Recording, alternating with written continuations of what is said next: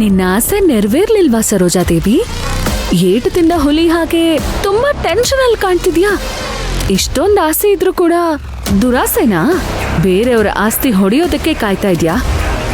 ನಾವ್ ಯಾವಾಗ ಹೇಗೆ ನಿನ್ನ ಬಗ್ಸೋದು ಅಂತ ಯೋಚನೆ ಮಾಡ್ತಾ ಇದ್ವಿ. ನೀನೇ ಬೇಟೆಗಾರನ್ನ ಕರೆಸ್ಕೊಂಡು ನಿನ್ ಬೋನಿಗೆ ಬಿದ್ದು ಏಟ್ ತಿಂದೆ. ಮುಂದಿನ ಹೆಜ್ಜೆ ನಿನ್ ಬಾಯಾರೇನೆ ನಮ್ಗೆ ಹನಿಮೂನ್ ರೆಡಿ ಮಾಡ್ಬೇಕು ಅಂತ ಹೇಳಿಸ್ತೀನಿ.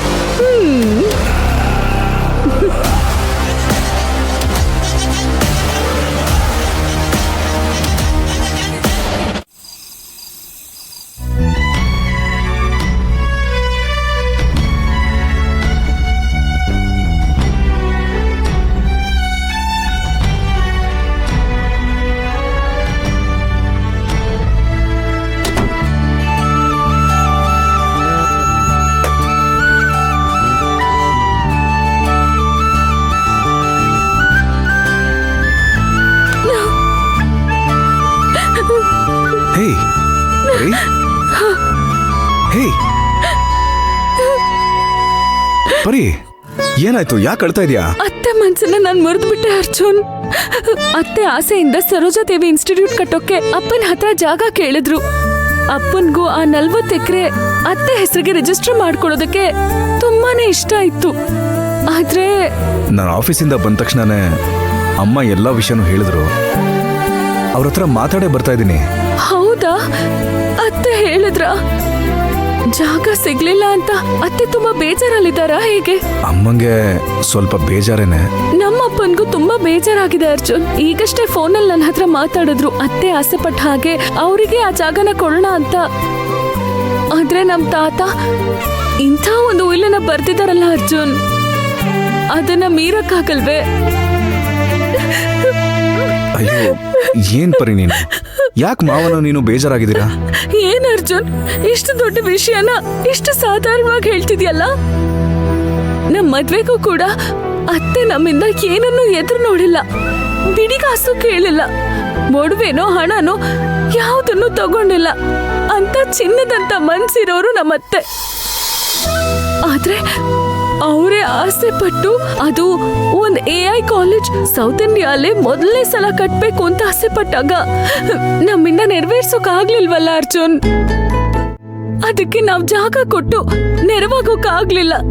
ಅದೇನಾದ್ರೂ ನಮ್ ಹಿರೀಕ್ರ ಆಸ್ತಿ ಆಗ್ದೆ ಹೋಗಿದ್ರೆ ಇಷ್ಟೊತ್ತಿಗೆ ಅಪ್ಪ ಹಾಗೆ ಆ ನೆಲನ ಬಿಡಗಾಸು ಕೂಡ ತಗೊಳ್ದೆ ಅತ್ತೆ ಹೆಸರಿಗೆ ಬರ್ಕೊಟ್ಟಿರೋರು. ಏಯ್ ಪರಿ, ಇಲ್ಲಿ ನೋಡು. ಹೇ ಹುಚ್ಚಿ, ಅದಕ್ಕೆ ನೀನಾಗ್ಲಿ ನಿಮ್ಮಪ್ಪ ಆಗ್ಲಿ ಏನ್ ಮಾಡಕ್ಕಾಗತ್ತೆ? ಅದಕ್ಕೆ ಯಾಕೆ ಅಳ್ತಾ ಕೂತಿದ್ಯಾ? ಅತ್ತೆ ನಮ್ಮಪ್ಪನ ಬಗ್ಗೆ ತಪ್ಪು ತಿಳ್ಕೊಂಡಿದಾರ ಅರ್ಜುನ್. ಛೇ, ನಿನಗ್ ಗೊತ್ತಿಲ್ವಾ ಪರಿ? ಅಮ್ಮ ಹಾಗೆಲ್ಲ ಅಂದ್ಕೊಳ್ಳೋದೇ ಇಲ್ಲ. ನನ್ನ ಹತ್ರ ಅವ್ರು ಏನ್ ಹೇಳಿದ್ರು ಅಂತ ಗೊತ್ತಾ ನಿಂಗೆ? ಬೇಡದೇ ಇದ್ರು ಪರಿ ಅಪ್ಪನ ಹತ್ರ ಒಂದು ನೆರವು ಕೇಳಿ ಅವ್ರಿಗೆ ಕಷ್ಟ ಕೊಟ್ಬಿಟ್ನಲ್ಲ ಅರ್ಜುನ್. ಪಾಪ ನಮಗ್ ನೆರವಾಗಕ್ ಆಗ್ತಿಲ್ಲ ಅಂತ ಆ ಒಳ್ಳೆ ಮನುಷ್ಯ ಬೇಜಾರ್ ಮಾಡ್ಕೊಂಡು ಹೋಗ್ಬಿಟ್ರು. ಪಾಪ ಪರಿಗೂ ನೋವು ಕೊಟ್ಬಿಟ್ಟೆ ಅಂತೆಲ್ಲ ಹೇಳ್ಕೊಂಡು ಕಣ್ಣೀರ್ ಹಾಕ್ತಾ ಇದ್ರು ಗೊತ್ತಾ ನಿಂಗೆ? ಹೌದಾ? ಸರಿ, ಈ ಟಾಪಿಕ್ ಎಲ್ಲ ಬಿಟ್ಬಿಡು ಪರಿ. ನಮ್ದು ರಿಯಲ್ ಎಸ್ಟೇಟ್ ಬಿಸ್ನೆಸ್ ತಾನೆ, ನಮಗ್ ಬೇರೆ ಒಳ್ಳೆ ಜಾಗ ಸಿಗುತ್ತೆ. ನೀನ್ ರಿಲ್ಯಾಕ್ಸ್ ಆಗು. ನಾನ್ ಫ್ರೆಶ್ ಅಪ್ ಆಗ್ಬಿಟ್ಟು ಬರ್ತೀನಿ. ಸರಿ ಓಕೆ ಅರ್ಜುನ್, ನೀನ್ ಹೋಗಿ ಫ್ರೆಶ್ ಆಗ್ಬಾ, ನಾವಿಬ್ರು ಒಟ್ಟಿಗೆ ಊಟ ಮಾಡೋಣ. ಓಕೆ.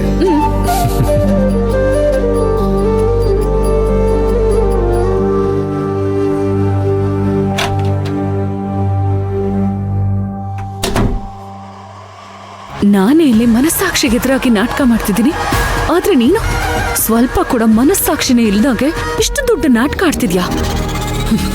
ಹೇಗೆ ನಮ್ಮ ಹತ್ರ ನೆಲ ಕೇಳಿ ನಮಗೆ ಕಷ್ಟ ಕೊಟ್ಬಿಟ್ಟೆ ಅಂತ ನಿನಗ್ ಬೇಜಾರಾಗ್ತಿದ್ಯಾ?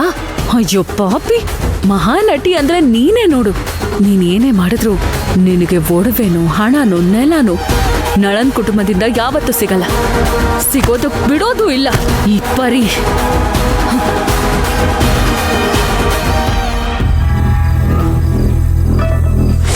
ಆ ಆಸ್ತಿ ನನಗ್ ಹುಟ್ಟುವಂತ ಮಗು, ಐ ಮೀನ್ ಇವರ ಮೊಮ್ಮಗಳಿಗೂ ನಮ್ ತಾತನ ಆಸ್ತಿ ಹೋಗ್ಬೇಕು ಅಂತ ಪತ್ರದಲ್ಲಿದೆ. ಅದ್ಕೆ ಅನ್ಕೊಂಡೆ, ಅದ್ಕೆ ನೀವು ಮಲಗಿರಲ್ಲ ಅಂತ ನನಗ್ ಗೊತ್ತಿತ್ತು. ನನ್ಗೆ ನಿದ್ದೆ ಬರ್ತಿಲ್ಲ, ನೆಮ್ಮದಿನೇ ಹೊರಟೋಯ್ತು. ನಿಮ್ಗೆ ಹೇಗ್ ನೆಮ್ಮದಿಯಿಂದ ನಿದ್ದೆ ಬರುತ್ತೆ? ಅನ್ಕೊಂಡಿದ್ದೆಲ್ಲ ತಲೆ ಕೆಳಗಾಯ್ತಲ್ಲ. ಯಾವ ವಿಷಯ ಹೇಳ್ತಿದ್ಯಾ? ಏನದ್ಕೆ 40 ಎಕರೆ ನೆಲ ಆ ಉಯಿಲ್ ಬಗ್ಗೆನೆ. ಓ ಅದಾ, ನೋಡ್ಕೊಳ್ಳೋಣ.